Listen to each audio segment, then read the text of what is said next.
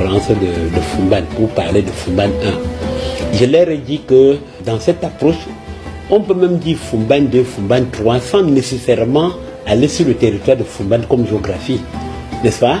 Mais prendre ça comme générique historique, donc de telle sorte que ça peut même se tenir à Yaoundé. De nos recherches, à nous, parce que lors de la célébration du 50e anniversaire de la réunification, un professeur du nom de Ndito Yap, qui est même originaire de Foumban, avait eu à répondre à cette question en disant que Foumban avait les fleurs, Foumban avait des clôtures. Moi, je lui ai rétorqué en disant qu'à l'époque, on n'avait pas fait le concours de la plus belle ville pour déterminer où se tiendra la conférence.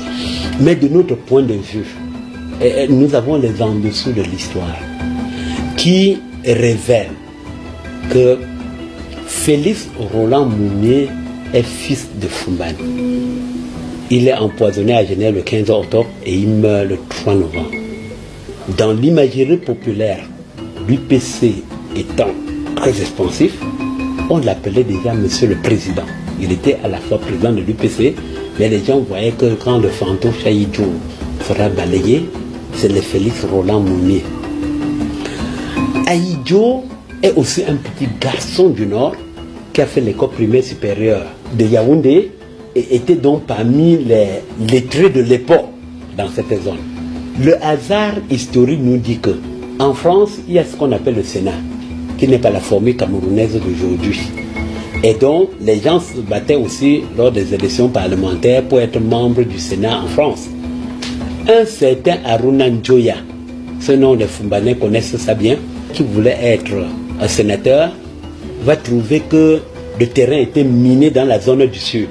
Et pourtant, le Nord bénéficiait d'une certaine virginité politique. Il va aller par là-bas chercher à se faire élire sénateur. Cette histoire dit que dans cette région, il aura des difficultés de communication et va solliciter l'accompagnement d'un fils local qui peut traduire ce qu'il va dire en langue foufoulde. On lui présente Aïdjo qui était donc parmi les évolués de l'époque. Le gars va l'aider à faire ce travail et il va gagner ses élections. Et à l'heure où il veut rentrer, on lui dit que tu ne peux pas laisser cet enfant qui t'a aidé à accéder à ce poste ici. À Foumban, les gens indiquent même la chambre où était logé Amadou Aïdjo.